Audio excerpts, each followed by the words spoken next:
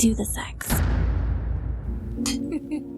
Today's Talk Sex with Annette topic is the truth about sex addiction and hypersexuality. Today, we're shaking things up in the best way because this episode is a collaboration. I'm joining forces with Dr. Sue Milstein and her co-host Charlie from Unzipping Taboos for a raw, unfiltered conversation about one of the most misunderstood and misused terms in the sexuality world, sex addiction. You can listen to this conversation right here on Talk Sex with Annette or over on Unzipping Taboos. Either way, buckle up. We're diving into the big questions. What actually counts as sex addiction and who gets to decide? Is hypersexuality just a label slapped on people who want more sex than society is comfortable with? Why is shame baked into the diagnosis and how does it hurt more than help? And finally, how do we support people who are struggling with compulsive sexual behavior without pathologizing desire? This one's packed with nuance and plenty of real talk. Whether you're skeptical, curious, or personally impacted, you're going to walk away with a deeper understanding of what's really going on behind the label. Let's unzip the taboo and tell the truth about sex desire and the stories we tell about both. And, Sue and Charlie, can you tell my listeners just a little bit more about you? Sure. So I am Dr. Sue Milstein. I am the co-host of Unzipping Taboos, Candid Conversations About Sex, a podcast that Annette has been our guest on before. Um, in addition to that, I am Hey Dr. Sue on social media. So you can find me on Substack, Medium, YouTube, Instagram, all the places. Folks submit anonymous sex questions to me and I answer them once a week. But to give you a little bit more about my background, so I have a PhD in human sexuality education. I'm a certified sexologist. I've been doing research and writing and teaching in this area for a while. I've also worked in reproductive health clinics and done education in the community. And so Charlie is my co-host, and I will let you introduce. I am indeed. Hi, everyone. I am Charlie. I am the co-host of Unzipping Taboos, as Dr. Sue said. And I am someone who has always been generally curious about the human condition, challenging societal norms, especially as a woman in society, challenging taboos, talking unashamedly about things that I've been told I should feel ashamed of or embarrassed to talk about openly. And then just generally curious about and like to talk about human psychology and as an amateur. So that's me in a tiny little nutshell. Well, welcome, both of you. I'm excited about this conversation, and listeners, you're going to want to stay to the end because I think that the word sex addiction gets thrown around a lot. And I know oftentimes when you hear it most, it can be when infidelities take place in relationships, when we have partners who maybe watch porn or want sex more than we do. So it's really important that we get dialed into what the truth is about sex addiction and then difference between different desire levels and what that means and how we navigate it, especially in relationship. And so by the end of this podcast, you're going to have more information and you're going to have some tools to navigate desire differences as you move forward in your relationships. And if you're someone who wants to bang a lot, maybe we'll ease some of your anxiety around whether or not you have a sex addiction or not. So let's get ready to dive in. Cheers. Cheers. All right, let's kick this off. Sex addiction. Sex addiction. Let's talk about sex addiction. It's a tricky way to modify that song. Yeah, let's talk about I kind of want to start with asking Sue in particular because you're the one with, come on, you're the doctor in the room, right? Like,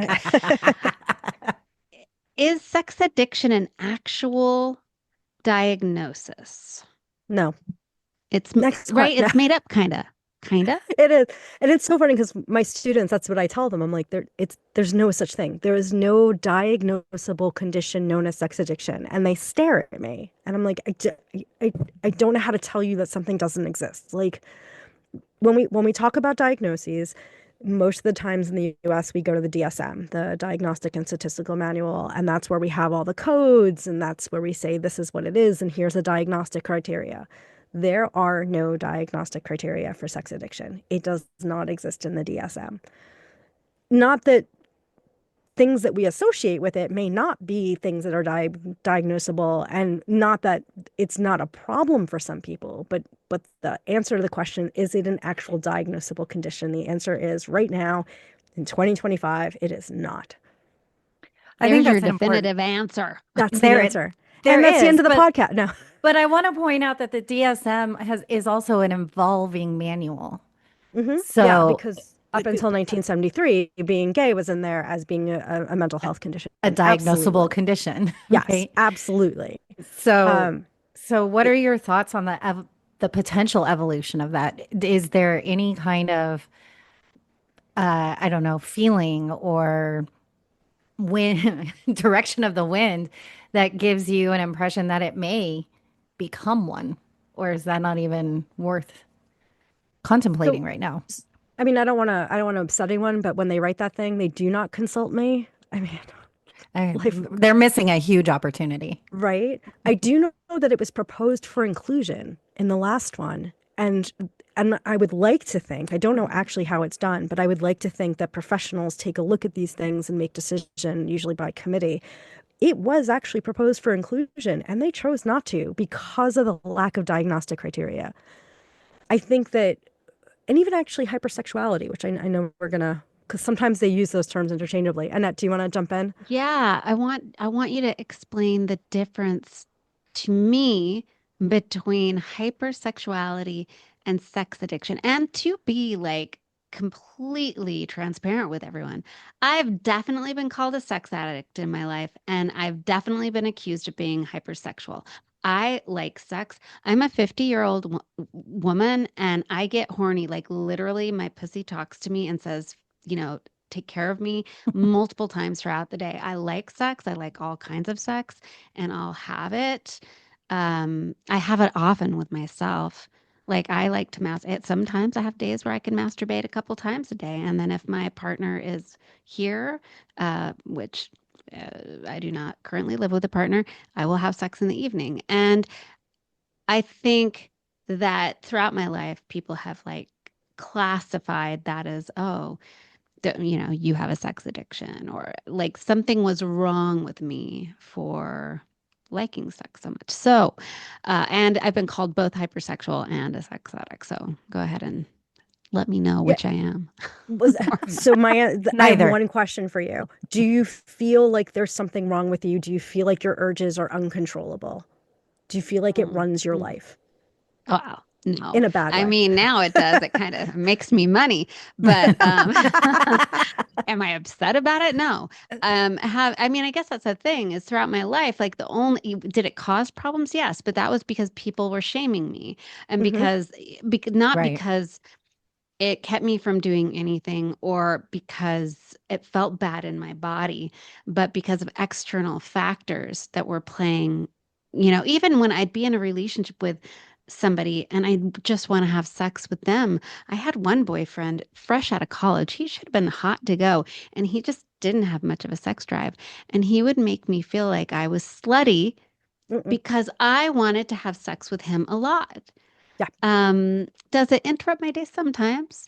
Like if I have a task I have to get done, sometimes I'm suddenly horny and I'm like, maybe I should go masturbate instead.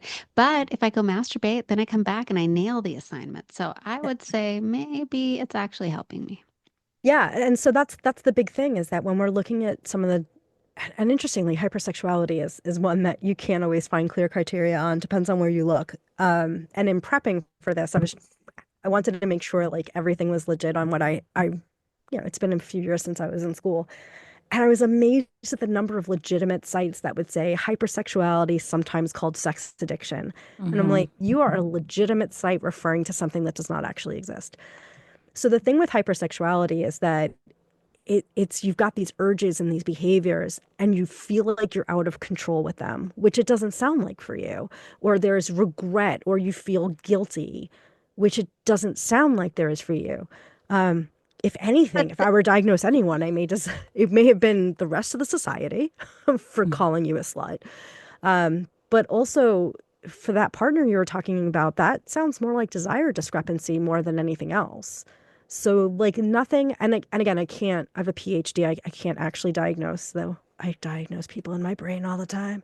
Um, Nothing you've described would ever lead me to think it's hypersexuality because there's no feeling of loss of control. There's no guilt about the role this is playing. If anything, you're super proud of it, which is, I think, something most people should actually like try to do.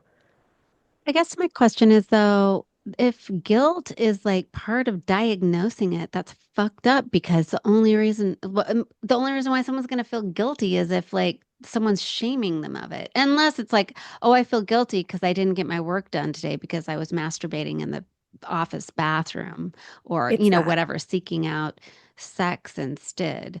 Yeah. I Um, missed the deadline because I was masturbating too much, or I missed the deadline because I was trying so busy to hook up, or I was supposed to be at this family function and I didn't make it because I had to go out and hook up with somebody. and maybe That that's a good decision though. yeah, Maybe missing the family function to fuck What is yeah. a if it good decision. compromises your job? Yeah, it's that kind of thing. That's the kind of guilt. I think that the guilt we shove onto people, especially women, for having a healthy sex drive, that's society's problem, and that's what Hmm. we're all working to undo in our own ways. Yeah. So I think it's about the guilt in terms of the negative ramifications for your life, rather than the negative ramifications life is throwing at you. And it's interesting because I always think about how we use it differently for men versus women. Because when I've heard it used for men, usually celebrities, usually who've been caught cheating multiple times, it's always like, oh, they were a sex addict. They had no control over what they were doing. And then when we talked about women, it's like, oh, those women are just uncontrollable and they just have so many sexual urges. And there's definitely a tone difference when we talk Hmm. about this thing with men versus women. Yeah, that's something that popped out to me, Annette, when you were talking and kind of giving your story is that you enjoy your desire and your drive and sex and pleasure, but it was the external feedback based off of what they grew up in and their judgments and not necessarily anything about you doing something wrong, right?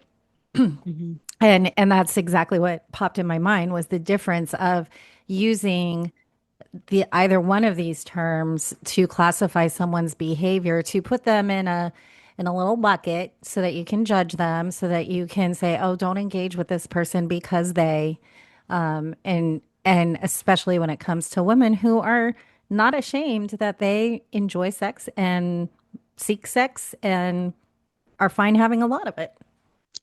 When you were talking about the difference between how men and women are talked about in reference to sex addiction and, well, mostly sex addiction, but hypersexuality, it's like, and always with women, it's like refers to us as using sex and being so sexual in order to get something too. Right. Right. So for Right. guys, it's like, oh, they're addicts. They can't control their urges and Right. they're broken, they're broken up about the fact that when they slipped and put their dick into five different women, it destroyed their families. And if it's a woman who does the same, it's like she's a whore and she's using sex to get this guy because she wants his money or his fame, or it's like it's a very different framework. Yeah. And if we're talking about diagnostic criteria, your gender should not matter. It should So be a there. yeah. So Do you check the there. do you check the boxes of the thing? And that's again how we use it. I do want to point out that while I'm sitting here saying there's no such thing as sex addiction, I could get online in about 2 seconds and find like 20 different places that will take all of my money to treat me of the sex addiction. And so that's usually the follow-up question I get of like, oh, well, if there's no such thing, then why are there all these treatment centers? I'm like, yep, it's because of Money. money. Yeah. Yeah. It's They've because created a need. and if I, especially if I'm a man, and whoops, I stuck my dick in so many people and got busted, and my partner's threatening to leave me and break up the family. Okay, I'll go to treatment I'm showing that I'm doing the work and I'm putting my health and my family in front of everything and handing over all this money. But if we couldn't diagnose you in the first place, we also can't prove that we cured you. But that's not what those centers are, most of them are. I think there are centers that do help people deal with the compulsivity piece of it, because for some folks who could fit that definition of hypersexuality, there's definitely a compulsivity piece. For some people, I've had a couple of folks in my life that I feel like I could throw that label on.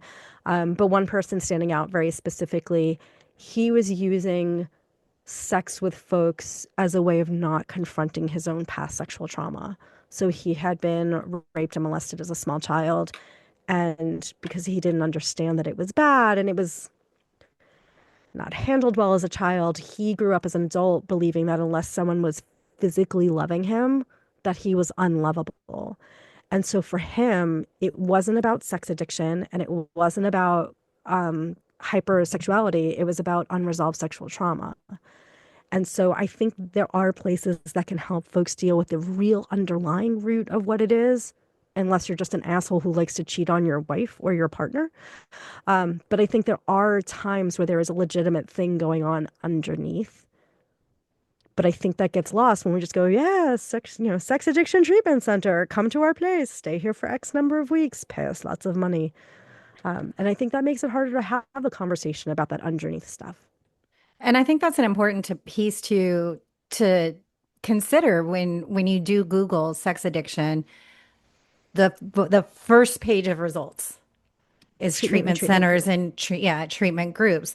But the important thing to remember with that though is that if they take insurance, if they are going to submit a claim to get money for you, they're not sending a diagnosis in of sex addiction because they can't, because Right. they would not get money. They have the diagnosis is something like you were just talking about, some other unresolved diagnosable condition. So that's something to keep in mind out there, listeners, if you Google sex addiction. Yeah. Sex addiction and hypersexuality are often brought up in reference to a couple of things. So, again, something that can occur after someone experiences a sexual assault. So, I'm going to refer you back to my listeners, especially to listen to the podcast I did with these two. I will place a link for it below as well, because it was a podcast about sex after sexual Mhm. assault in which I shared my personal experience. And one of the things that we did talk about there very specifically was hypersexuality and how it's sometimes connected with post SA Mhm. survivors. So, how much validity is to that? Is there to that? And also, I want to simultaneously wrap up in that ADHD. So, I've also, because I also have ADHD, I'm a double hitter over here, that there's the hypersexuality is often thrown in with sort of the symptoms of ADHD for some people.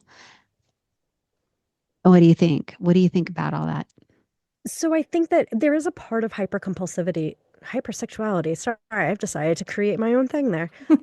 There is a part about hypersexuality which does talk about um, using that term for folks who are using sex to avoid something else. So whether it's depression, or confronting other aspects of their life that they're not ready to, or some other mental health. And in the case of sexual assault, I think you can use it in that capacity, with the idea is if I'm trying to avoid dealing with the trauma, avoid dealing with depression, avoid dealing with all that piece of it and not really moving forward and hiding behind sexual activity, I think there is a part of that diagnosis for hypersexuality that works. And and this is one of the reasons I'm not really a fan of sex addiction as a term, in case you haven't realized it, not a fan of the term. What I know from people who are addicts, and when I'm thinking about addicts, I'm thinking about alcoholics and drug addicts. Um, what I know about my friends who are addicts is that their big thing is that they are always addicts. whether they are drinking, whether they are using, whether it's been decades since they've touched a substance, their feeling is that they are always an addict, they are always in recovery, that they will never move past that. And that is why I don't like another reason outside there's no diagnostic criteria. I want to see how many times I can say that in an episode because I think it's really important. But what I like about the title of hypersexuality is that you can move past it. And I think especially for folks who are coming out of dealing with sexual assault or depression or whatever other mental health condition is they're using to kind of hide behind the sexual activity. If you slap them with the addict label, it's like, oh, that's it, you're an addict forever. But if we give you this is hypersexuality, let's talk about how to move you forward, then it's a part of your journey. It is not you forever. And I think that's a really important distinction, especially for folks who've gone through assault or rape. It gives you a light that you're going to move past it at some point. And we don't see that with the word addiction.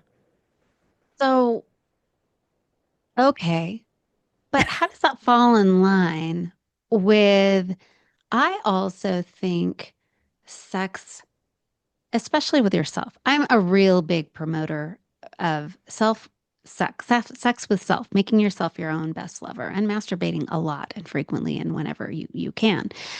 But I also believe that sex with yourself and with someone else can be super healing. Yeah. And specifically for things like anxiety and depression and in my case, I would even say trauma. I think that the orgasm and that the release and sort of the layers that having sex, or especially with yourself, and becoming orgasmic and integrating back into your body after being separated from it through something like a sexual assault, using sex to do that and pleasure to do that is a really powerful healing tool, right? Mm-hmm.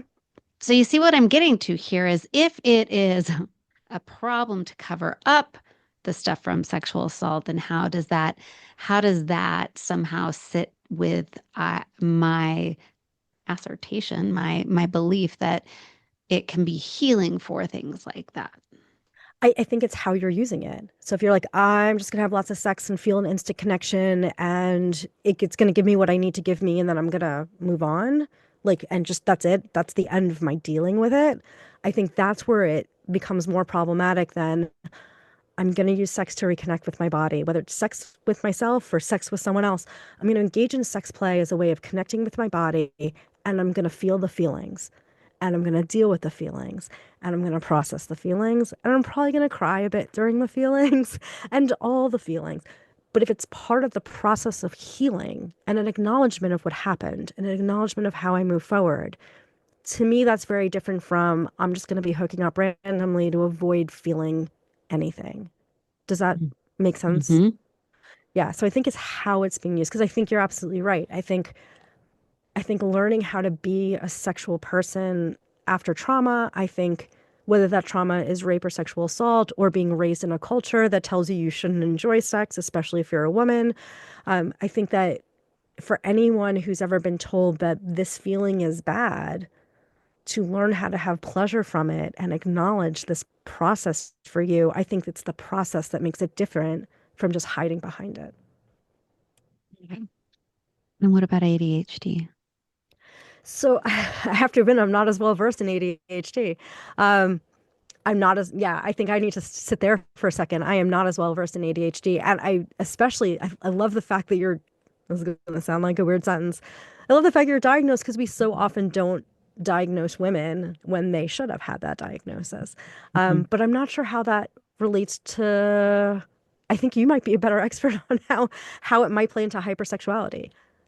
Well, I think I use hypersexuality, but I think what they say is that women, specifically women, not men, of course, with ADHD, because part of ADHD in women, and I'm specifically talking about women here, is impulsive behaviors.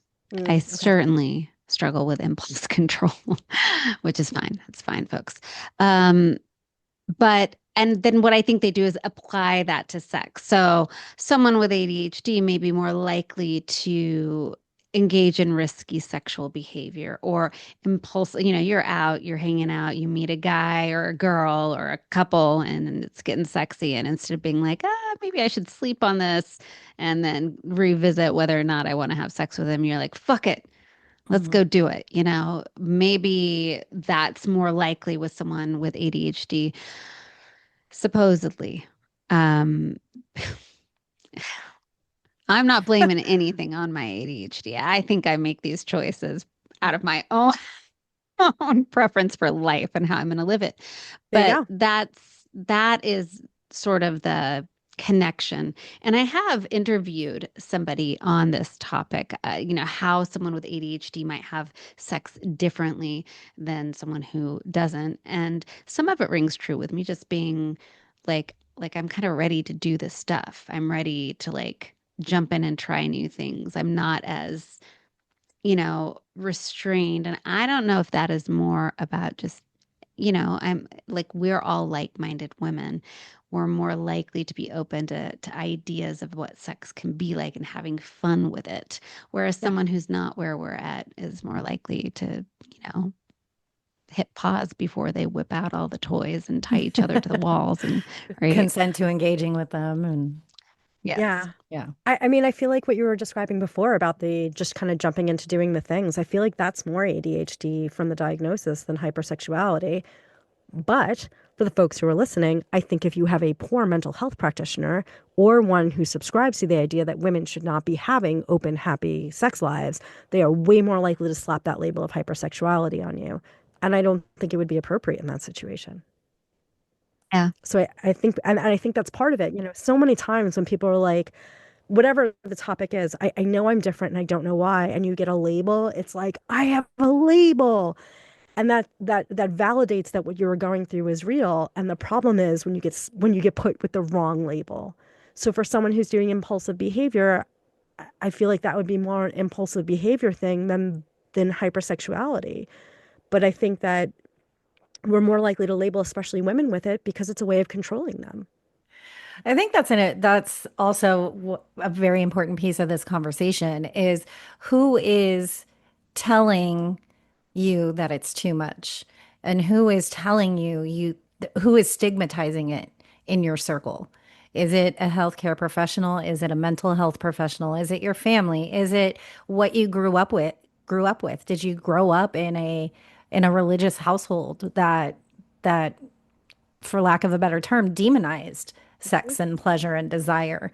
And so, how is that kind of informing a readiness to accept a label of addiction or hypersexuality? Because, as you say, Dr. Sue, you get that nice little term. Nice air quote. You get that term, that succinct term that gives you an answer, but then it also limits you and kind Yeah. of boxes you in a way. And then for many people, if that's what they're pointing to, there are unresolved, untreated things in the background that you just sort of accept this as a characteristic of yourself. Mhm. And you don't have an opportunity to go any further or dig any deeper to really understand, is it hypersexuality, or is it that I'm impulsive and I have an openness and I enjoy it? Those aren't inherently bad things. Right. And is it because this is a very specific situation with someone I worked with after a community event. She and her husband had been going to couples counseling, and it to what she was describing to me was desire discrepancy.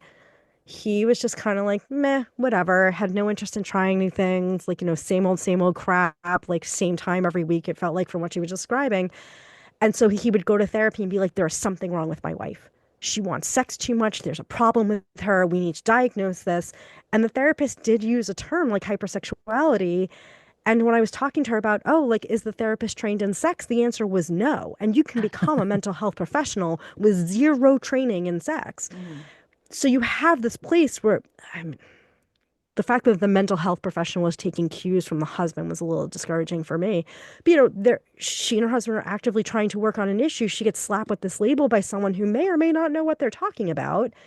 And now it's become her problem instead of he was just really boring in bed and didn't want to do anything else. And that's like you were saying, like that's a label and okay, I can do something with it. But what about all the crap that comes with that label? And that it was an inappropriate label.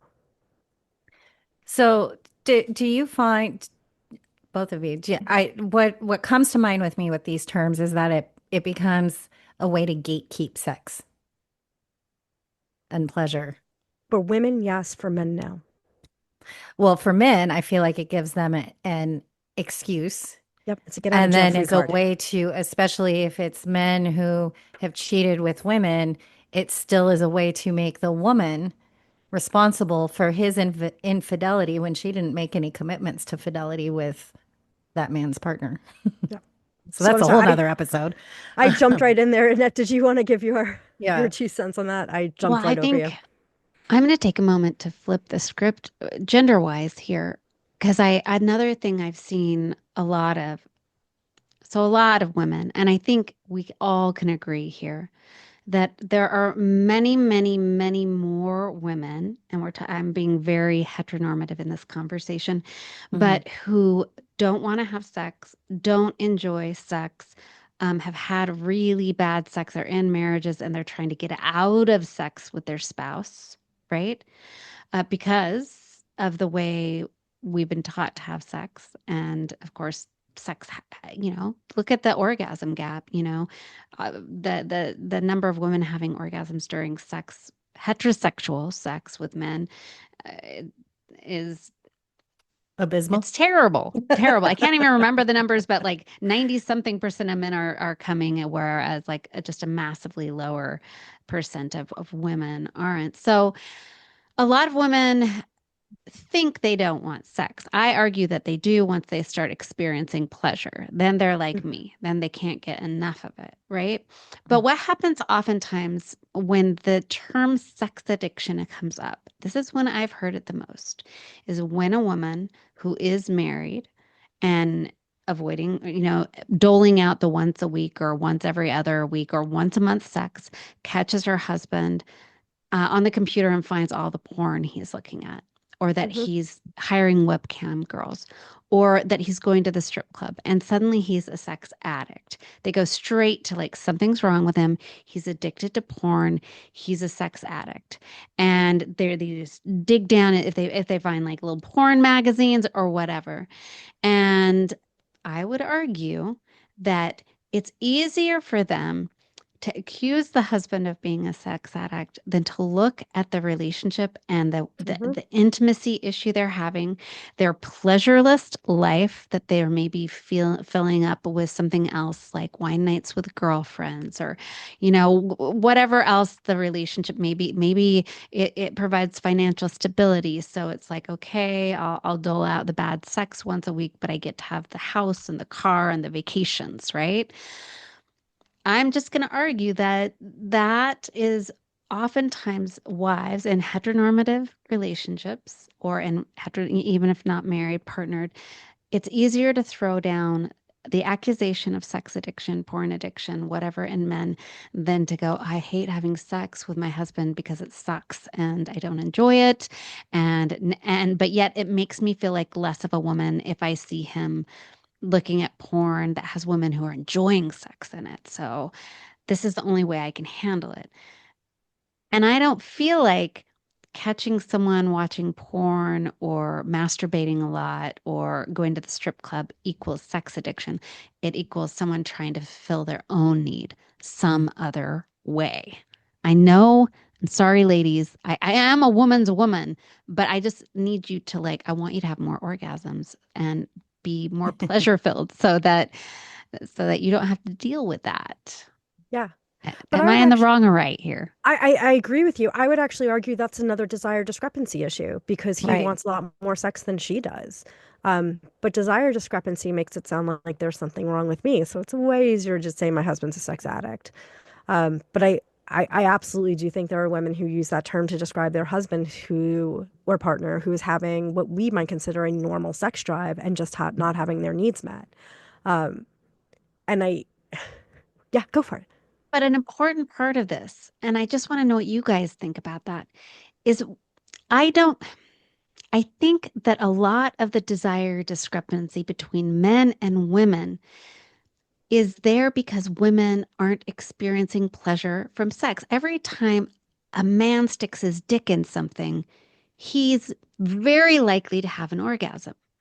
Women oftentimes experience pain because the guy who's sticking their dick in her vagina, she's not wet. He's shoving his dry dick in there, and from day one, it hurts, right? And there's no orgasm, there's no pleasure. Why would you develop desire? You're being Mhm. conditioned to sex equals pain or discomfort, whereas men are being conditioned to sex equals pleasure. Of course, I'm going to want more of that. Yep. So I have this issue with desire discrepancy. So Well, it's may go I ahead. real quick? Yeah, I absolutely. just want to I want to yes and that because I think it's not it that the experience of sex could be something that informs that lack of desire, but it is also how we as women in this society are conditioned to think about our sex and sexuality. And it's something that we're meant to keep and keep a hold of and gatekeep ourselves.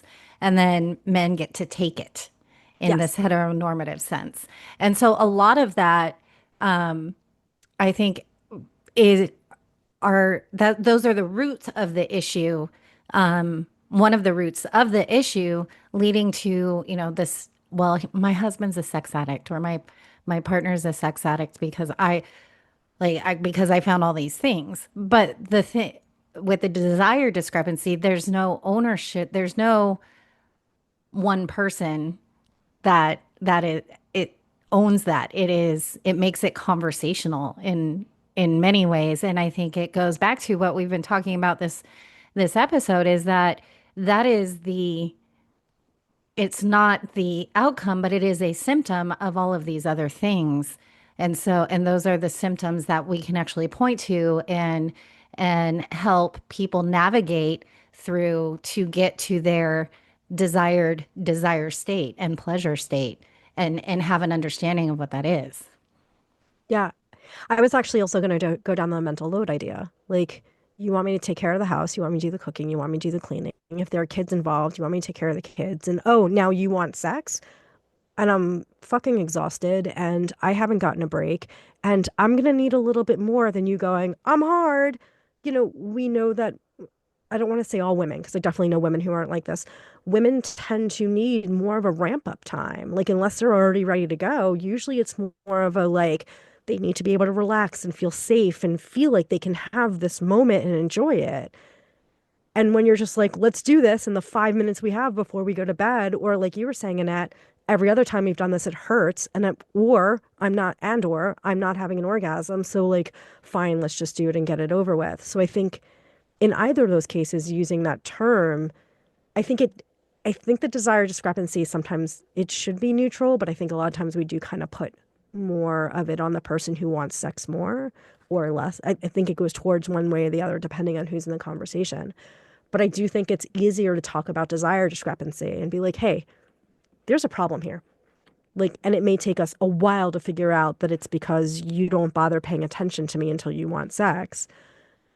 That's still in a lot of ways easier to have conversations work towards dealing with than going, well, he's an addict. I'm an addict. It's that addict just kind of gives up that, like, well, there's nothing we can do. And so the desire discrepancy at least opens that door to have more conversations about, like, hey, you want sex later? Why not send me a text send me some dirty text during the day. Like, call me and leave me a dirty message. Like, let me know that I'm like, give me something that lets me know I exist in your world until you just want the bad sex. And so I Mm. think that there's more room to work. I think the problem is, again, with the label, we stick the label on people and go, desire discrepancy. And then we don't go, okay, how do we move past it? Right. Oh, Or we the don't sex even is get to that label and we're Yeah. stuck at he's a sex addict and right. and And Yeah. it shuts down the work, right? Because Yeah. then it puts the responsibility all on the person that you've labeled as a sex addict. And then, depending on the resources available to you or your understanding or even buy into the sex addict label, because it's not a diagnosis, so it's a label. The resources around you Are they going to be quality? Are they going to actually identify that, well, no, this isn't addiction. This is not diagnosable addiction. This is compulsive behavior based off of unresolved XYZ. This is the fact that you're not happy in your marriage and you're Yeah. cheating. And we want to use this label instead. This is because your partner doesn't want to have sex with you because you're bad at it. And so they've kind of tapered off their sex life with you. So you're turning anywhere else to get it. Yeah. And that's the problem is that while we say people are in treatment, unless they're actually getting into that stuff, it's never going to be addressed. And I think that once we put a label on it, depending on the label, sometimes that label is free reign now. I'm an addict. I have no control. I'm not responsible for my behavior. Whereas I'm not being a great partner, that's something I can probably work on. And so part of it is also the ownership behind the concept Yeah. that we're laying on them. I just like cheating. I like the taboo and the thrill of cheating and whether or not I'm going to get caught. That's not, to me, That's not that's sex. not Yeah. addiction. No. That's that's almost a kink in a way, you know? And Yeah, that that's you, where swinging comes in. But I do have a yeah. question Yeah. because you can do it, but it's not cheating. Yes. So there are fixes for that, folks. Mhm. Um, all right. So here's a good question at this point in the episode. If sex addiction isn't a real diagnosis, then how the fuck are they treating it? I What are don't. the treatments? And are those treatments going to do more harm than good? Because, like in this case of, let's say the husband gets caught with like all the porn sites he's been checking out. I would be in so much trouble if anybody got on my computer. Jesus Christ. Me too. Um, and so, or he's had an affair because, his wife just, you know, no one wants to have sex with someone who doesn't want to have sex with them. But if you can't have sex with anybody else because you've promised your life to someone who's refusing to have sex with you, like, well, it's kind of like there you are, right? Mhm. So now he's cheated, but he doesn't want his family to fall apart. So he's like, yes, I'm a sex addict, right? And then he goes and they treat him for it, which means what? Now he learns how to desire sex and intimacy less. Or he's learned that I get to pay this money and go off into a nice, rehabilitation center that's somewhere lovely and have my meals cooked for me and be able to But do then the he social comes back to stuff. real life eventually. He Right. comes back to real life eventually. Yeah. So he's got He's to learned nothing. either learn how to hide it better or leave the relationship, or it's going to happen again, or he learns how to push down his desire, which also is a terrible Isn't thing. Mhm. right. That's not, we don't want people pushing down desire. We want people enjoying what's happening. But it's, yeah, What from is my the very limited, treatment? what was that? I'm sorry. What is the treatment? Do you know what the treatment is? No. So for my very limited, I was going to say, for my very limited experience with this, I had someone actually do a project on this and like call a center and be like, oh, my husband has, totally fake.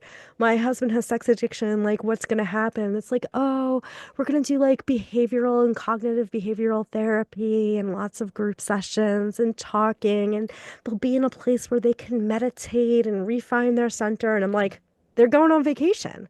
They're going on vacation with a little group chat.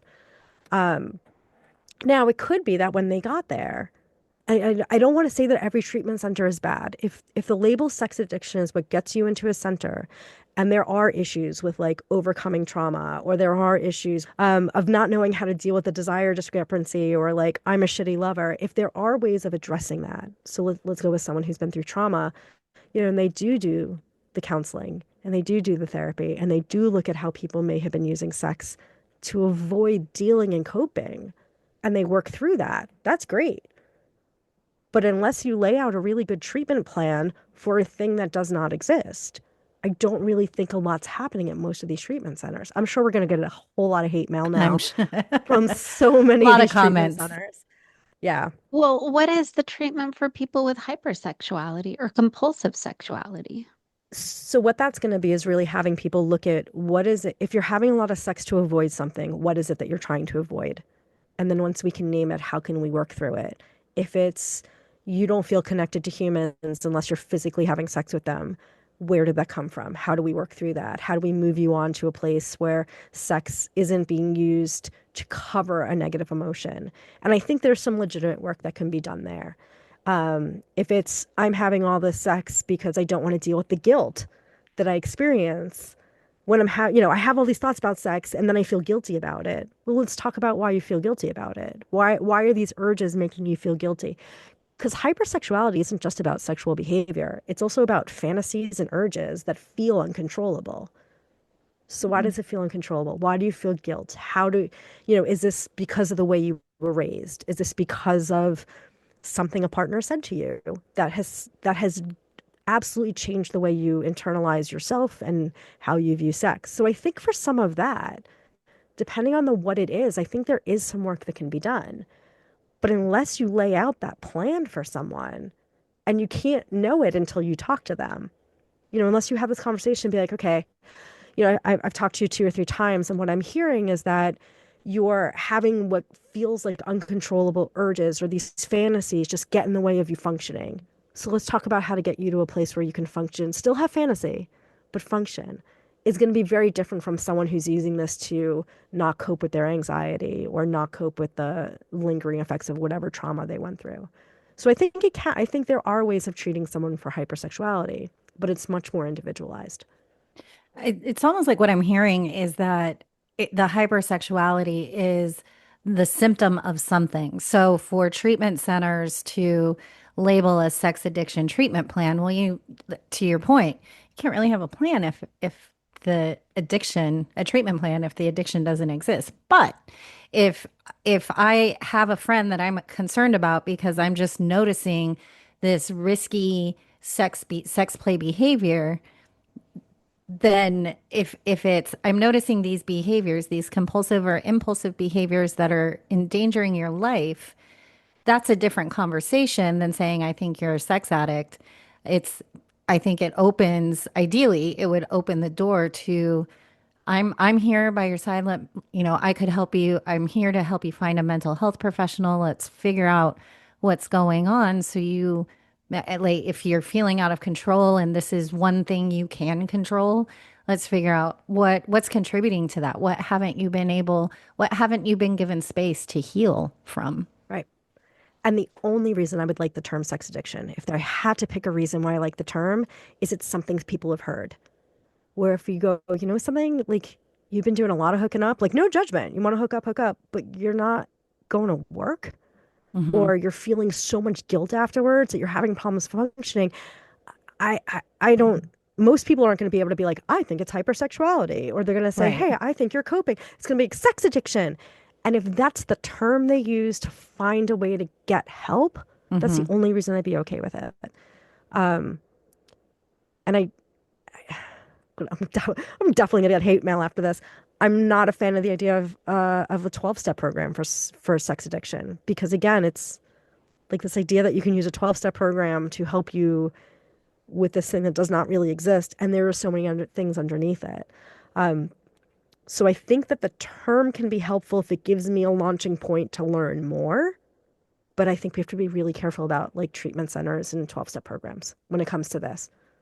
It's almost like it keeps it at the surface level, Yeah. right? For some of those Yep. treatment centers and those 12-step programs, is that it is a band-aid. It doesn't get to the root of what is leading to your desire to engage in that Yeah. behavior. Yeah. And I think I don't want to go too much down the 12-step route because I know some people whose lives were changed by Alcoholics Anonymous, absolutely changed, and they've been sober for decades. I also know people who really, it didn't work because it wasn't getting at the underlying issues, usually depression and anxiety, but not always. And so I think it's hard to just say, here's the thing that's going to work for everyone. But I Mhm. think when we go treatment center for sex addiction, I think we're probably losing more people than we're helping. And if Yeah, you've got that's numbers and you're from a treatment center, send me your data. I'd be happy to take a look at that. yeah. Yeah, I worry about anything, especially when it comes to women and sexuality and women enjoying and embracing their pleasure in sex. Anything that might steer women away from that. Hmm. Hmm. Not that I don't know, and I absolutely have known women who had some compulsivity around their choices with sex. But I don't think that the answer to that is to turn off the desire and turn off the want for sex. I really think that the fix to that is to reconnect with your body and be in your body and be present with each decision you're making around sex. Hmm. I think one of the reasons, especially why women who have been through sexual trauma keep seeking another partner and more sex is because then they get into bed and they go out of their body and they're Hmm. not feeling it. And so they get done with it and they don't feel satisfied. And it just feels like another bad, interaction. And it's when you truly reconnect with yourself and you get to be present and your body, the sensation wakes up and you feel it, that it's empowering and you can start to heal that. But if someone's telling you you're something's wrong with you because you Hmm. want a lot of sex, then that's, if anything, that's going to throw you even further Right. Right. away outside of your body and make it you so much further away from any kind of healing. Yeah. And we don't want anyone to feel ashamed of their sexual behavior. We don't want anyone to feel, well, unless it's non-consensual, which I know we And always say no judgment at the top of the show, and then we're like, judgment. If it's non-consensual, that it's not, then no, We not can okay. judge that. We can Yeah, judge non-consent. absolutely. yeah, yeah. But what we're saying is that just, and I love that I was actually thinking the words be present right before you said it. The idea of being present and understanding and why you're doing what you're doing. And not like you have to do a deep, meaningful, like, I'm about to hook up with this person. Let me A whole take self 5 minutes. Yeah, let me psychoanalysis. do some 5 minutes of reflection and figure out what it is. But I know one of the things I run across with my college students is that they tell me that they're kind of sick of hooking up, which is it's fascinating because the hookup culture thing didn't really exist, but whatever. Um, but they don't feel good after because they were doing it to feel like someone wanted them. And so they got that validation in the moment and that afterwards it didn't feel good, so they're swearing off sex. And I'm like, "Whoa." Like those are you can still enjoy sex, but you should probably look at that validation piece a little bit. But there's no reason why, like, the last thing I want these folks doing is walking out going, sex is bad, I hate sex, and sex is no good for me. Like, that's the last message. If that's what you're getting from the show, start again, because that is absolutely not the message we want you getting. Right.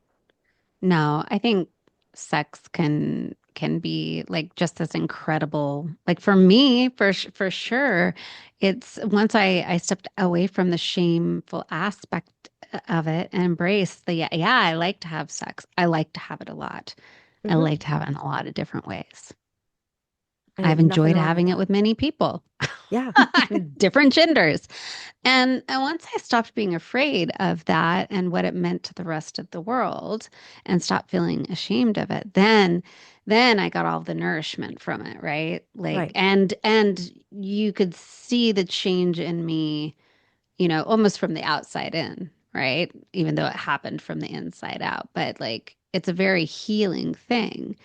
Yeah. And it's just so hard. It's like to teach people that when they're like in a society that really weaponizes sexuality and pleasure and sex for anything other than procreation. Like it's really hard. Yeah. It's really hard to teach people that. I Yeah. And think go ahead, Charlie. that's the other exception I take to this term of sex addiction is that it continues to reinforce that shame to want to engage in desire or feel unashamed about desire. It's a way to try and say, well, you don't feel ashamed? Are you sure? Because I think you're an addict, you Yeah. know? You should feel And ashamed. yeah, Yeah. yeah, we really should because I mean, you should feel so ashamed. Look how many programs are out there for this. You should, you know. So I think that's why I take exception to it, as well as I just want to keep honing in on this piece of it doesn't address the causes. Hmm. It doesn't get to, if you're someone who has been told that you're a sex addict and maybe you're going to maybe you're doing group work. You're only ever talking, I imagine, I don't have experience, so I will throw that out there. But I imagine you're only ever talking about it about the addiction level in a group setting, and that it because perhaps you're doing that and you aren't really getting to the I had affection withdrawn from me at a young age, and so I equate sex with affection, and so I constantly seek sex, um, and I make certain decisions to do that, and it's impacted me in a way. Whatever. It's really just that sex addiction it continues to reinforce shame around sex, and it just feels like more another avenue to continue to reinforce the purity culture that we have here in America. Absolutely. Absolutely. And if we had more people who were like trained in how to deal with the underlying issues, but again, we don't, you can become a mental health professional in this country with zero training in anything related to sex. And so it's much easier to be like, well, you've got an addiction and I can't really treat that. So I'm going to send you on to an addict specialist. But if we had more people who are well versed in like, let's talk about the stuff behind it. And so I think I think absolutely it ties into the purity culture. I think absolutely it's tying into, let's just throw out all the things. Like it's tying into the double standard for men versus women. And I think it's just playing into this idea that we have a system that doesn't openly talk about sex and doesn't help you if you legitimately need help around the subject.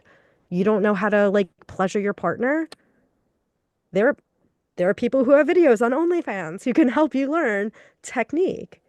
But then you've got to be okay with the idea that you're going on OnlyFans.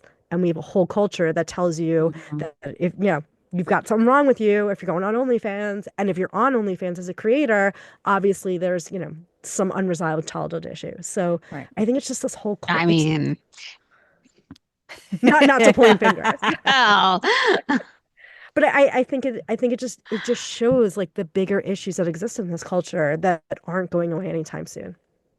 right. I think that this topic has been a really beautiful way to illustrate how the patriarchy, how purity culture and the patriarchy, even though they're rooted in misogyny, hurts everybody. Because look, the guy who is now being called a sex addict because he had an affair, because he's in a relationship where he's not getting his needs met, is suffering also, as Hmm. is the woman who is, well, being cheated on but also not enjoying sex and stuck in an unfulfilling relationship, and or the woman who is being called, a sex addict, whore, all of those things, is going to suffer as much as perhaps her partner who can't understand why, even though he's trying to meet her needs, she's going out and seeking out more.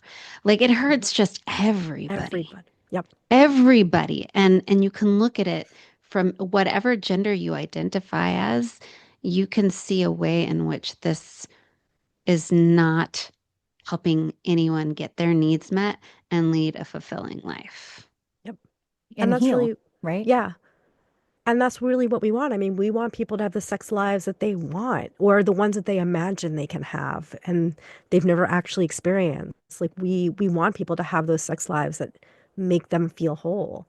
And I think a lot of times this conversation, the conversation about sex addiction just slams down the conversation and stops it. And that's the problem. Yeah. And the fact that there's no diagnostic criteria, because I don't think I've said that for 20 minutes. Let me Yeah. just make sure I'm throwing that I out was there again. wondering. Well, I think that's an important, like, let's put that stamp on it. So, Yeah. folks, we know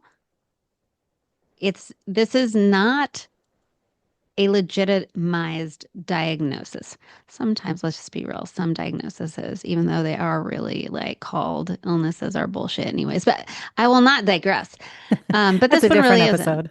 It's a totally different episode, but this one really isn't. And it can cause harm, so much harm, so Yeah. much harm. When sex is weaponized, it harms everybody. Sometimes mostly women, but everybody. Um, and I think that the label sex addiction is a great illustration of that. Yep. Yeah.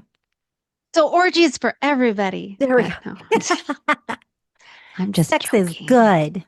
Sex Yes. is good. Okay, folks. Well, I think if you are not yet convinced that Sex addiction isn't real. I don't know what to tell you, but here's what I do want to say. If you are concerned about being a sex addict or that you are dating a sex addict or you know a sex addict, take time to sit with the information you just had. Perhaps instead you've got a friend or a loved one who's struggling with something deeper and needs help. So you can support them in that way. I want to thank my guests for being here. And before we go, Dr. Sue and Charlie, can you let my listeners know where they can find you? So you can, Absolutely.